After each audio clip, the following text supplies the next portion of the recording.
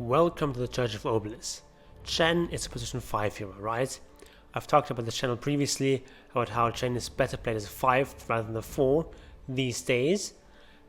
But in this game, Alliances 33 is going to show us how you can actually play Chen as an offlaner. And by that I mean position 3 offlaner, not just position 4 that hangs out on the offlane. That's old hat.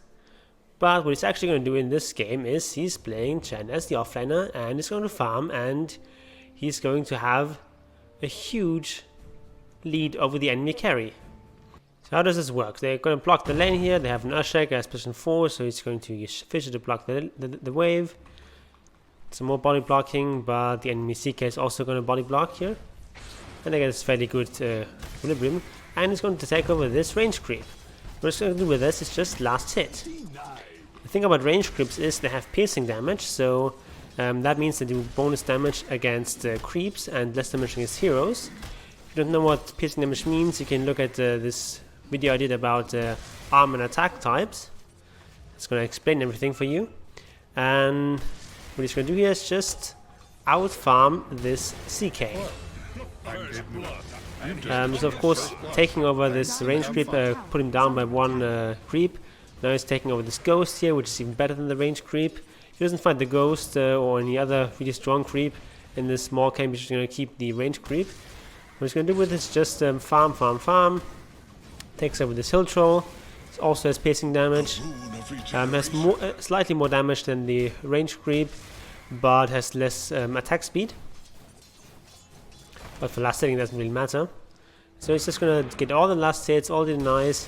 And it's going to be even with this CK, but soon enough he's going to exceed him in net worth, and as well of course in experience, because he's going to get all these denies. And you can see it's just really easy denies. You have so much damage from these creeps that the CK, even though the CK is fairly good at last hitting, CK just can't compete. So the runes are about to come up, and he doesn't go straight for the runes, he wants to clear this camp first. It's a bit greedy and he gets punished for that, as the Cottle gets the rune and also gets to go away. But now Chen has Dominator. And why is Dominator good? Well, I talked in my previous video about how Dominator is a bad item to get on position 5, Chen, and I fully stand behind that. But position 3 Chen is quite a bit different. So first of all, because you position 3 you get this item quite early, so he's only level 5, but he can only take over this Shadow Tormentor creep, which you couldn't if you just using Hall of Persuasion. The problem with Dominator on position 5 is that often you just can't even keep 4 creeps alive, and in that situation Dominator doesn't really do very much for you. But at position 3 Chen you're much stronger, you have much better farm, and therefore this extra creep is more relevant. Also, just since you have more items you can easily afford the luxury of getting this item, because this item also helps a lot with farming.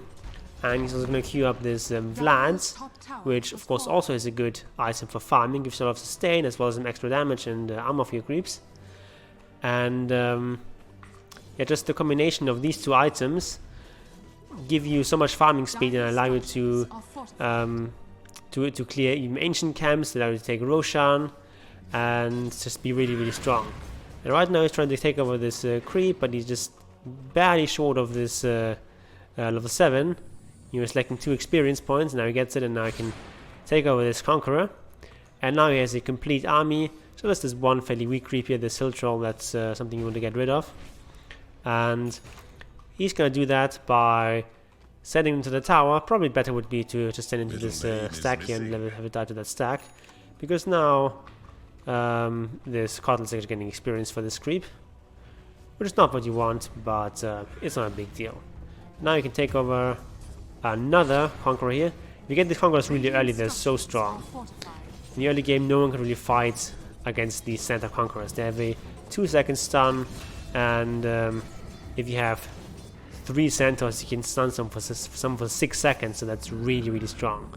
You can't really have the means of catching people, but at least they can't run into you, and that's all you want. You just want to push down the towers at this stage of the game. And he's going to try to go for this Cottle, doesn't get it. But this is all to secure the tower. And he's alone here. I mean, he has Ursula coming up, but most of the part he's just doing this on his own. And the tier 2 tower being pushed at 8 minutes, and there's just nothing they can do to stop this. Now he even has this Alpha Wolf creep, giving him even more damage here. I mean, look at how much damage these Conquerors do. So the Conquerors do about 100 damage each. That's so much damage this early in the game. One thing I don't really like about 33's play is his item build. Like, these items are really great, but I think you should also get some more smaller items. I talked about the importance of smaller items in a previous video on this channel, but I really would like to see him get like a stick and a Blightstone, because that would really help him out. Just be a bit more tanky and do a bit more damage, because Blightstone obviously is really good with all this physical damage you do. The rune fight here, and this Cartel can't really do anything. They're gonna get the runes, and like in this fight, the Radiant are just so much stronger here. This MS is gonna try to get them some kills here, but just has to get out here. And they can transition this very easily into taking this tower. Very important thing that 33 is going to do in this tower push is he's going to keep rotating his creeps in and out of aggro. He's going to de-aggro with his creeps, and this way all his creeps are slightly damaged, but none of them is low. And because he has all this regen, his creeps actually regen quite quickly. You also have this lifesteal from Vlad's, so this creep is going to be healthy in no time. Now he's being a bit overconfident here. He doesn't see anything up here, and he's just going to run here, and he doesn't really respect the enemy team, and you have to respect him because this Chen only has 1000 HP, even though he's high level, his top net worth. So him dying is actually really bad. And yeah, so they're forced to retreat. They've lost the hero, but importantly, he doesn't just let his creeps die with him. He gets the creeps out, and he's going to bring them back in. That'll see him fight this, and he make the mistake of fighting up into the shrine area, and some nice stomps getting off here, and that's an easy kill. Now once again has this full lineup of creeps, and he's recalling someone to get this kill on this Chaos Knight, and you can see this Chain Storm coming in, and he recalls this Conquer, but he doesn't really need him. And now they're just going to Roche. It's not even 14 minutes. And they're just going to Roche. They don't even have any hero here that deals a lot of damage here. Kunkka doesn't do that much right-click damage. And single targets. And Lich doesn't either. The only reason they can do this is because they have all these Chen creeps. And you can once again see him doing this sort of rotating of creeps, so that none of these creeps actually get low. And this Chainstorm, of course, also really strong against Roshan. And that is an easy Roche. They can do this because he has level 4 in Penitence, and they also have something to break the Lincolns and Roshan. Lich has 2 of those abilities. It's also, of course, Train Thrust, but you don't really use that on Roshan. And here we have Magnus just going in here, and he's trying to get away, but Chen is actually faster than him. His creeps are actually pretty fast. And yeah, he just gets killed. Easy solo kill. And let's take a look at this. This is a stack of fairly strong ancient creeps, and he's just easily going to take it. Takes over the Black Dragon first because it has splash damage, and from there it's very easy. Most heroes cannot do this at this stage of the game. 60 minutes in, this Juggernaut couldn't take this stack, at least not without taking huge amounts of damage and taking a very long time. Kunkka would also struggle, but with Chen it's no problem. And now he's starting to take over these cloak creeps, because if you look at the enemy lineup, they have quite a bit of magic damage. They have Lashrak, of course, Cottle does a lot of magic damage, this Emma Spirit does a decent amount of magic damage, even though it's going for Desolator, still he's a decent amount of magic damage, and Magnus has some magic damage. So these cloak creeps are really strong in this game, and it's now getting this phase of the game where you want to go for more aura creeps rather than these stompy centaurs. Now they have an excellent timing here. They have mech ready, they have this Radiance with Aegis, and there's really nothing that the DotA can do to stop this push. And meanwhile, Juggernaut is farming. Radiant's bottom tower is under attack. Look at the net worth. He's not doing too poorly, but it's not up there either. So he wants to farm a little bit more, get his Mjolnir, and then maybe another item, and then he's really fight ready. And 33 does not take the Wolf. I think that's a mistake. I think the Wolf is way more valuable than these small cloak creeps. I mean, cloak aura is nice and all, but it's not as useful as the 30% damage aura. You can see a little bit of fight here. Chen is not here yet, but he's slowly joining his teammates and fighting his ultimate, keeping everyone alive, and recalling his creeps so they can enjoy this fight. And they get a bunch of kills here, 3 kills, but they don't have creeps here, so they don't bother pushing this tower. Instead, they want to push top. So top is where the wave is pushed in, but his team doesn't quite realize this yet, and he paints on the map here to go for high ground here. Because they're really strong in this stage of the game, 3 people are dead, and there's a catapult wave coming up here, and it's the perfect time to go high ground.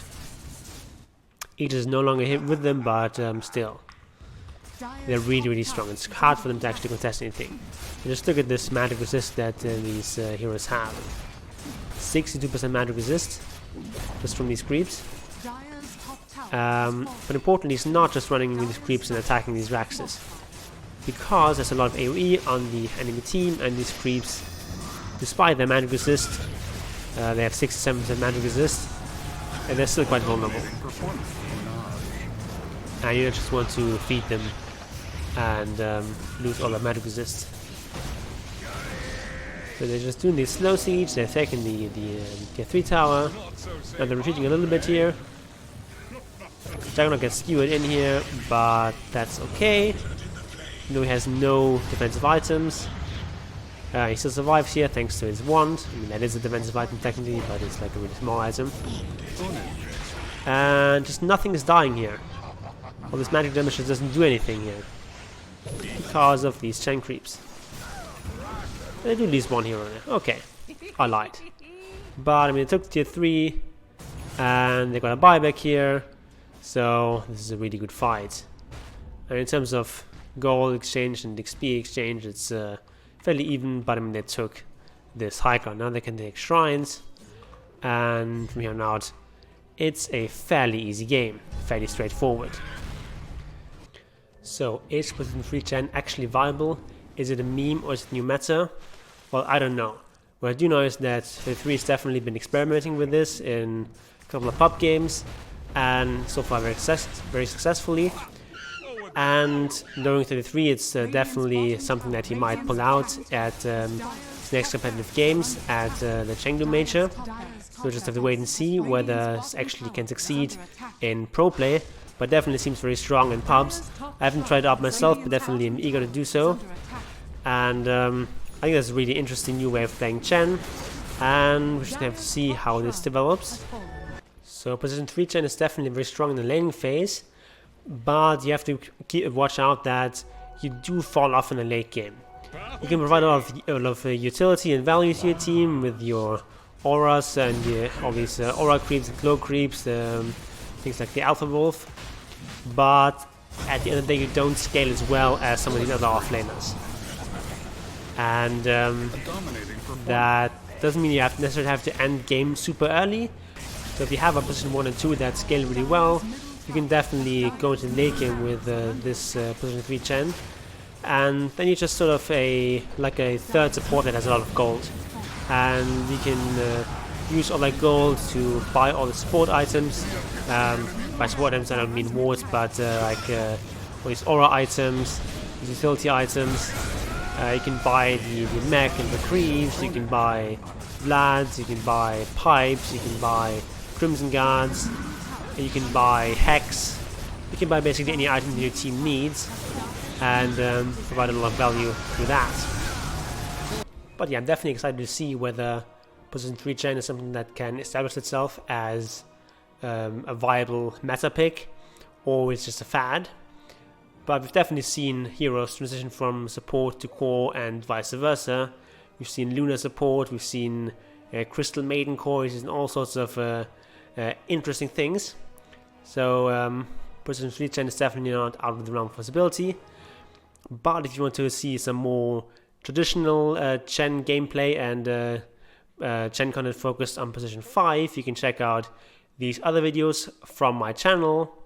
And I'll see you there. Goodbye, and may Obelisk protect you.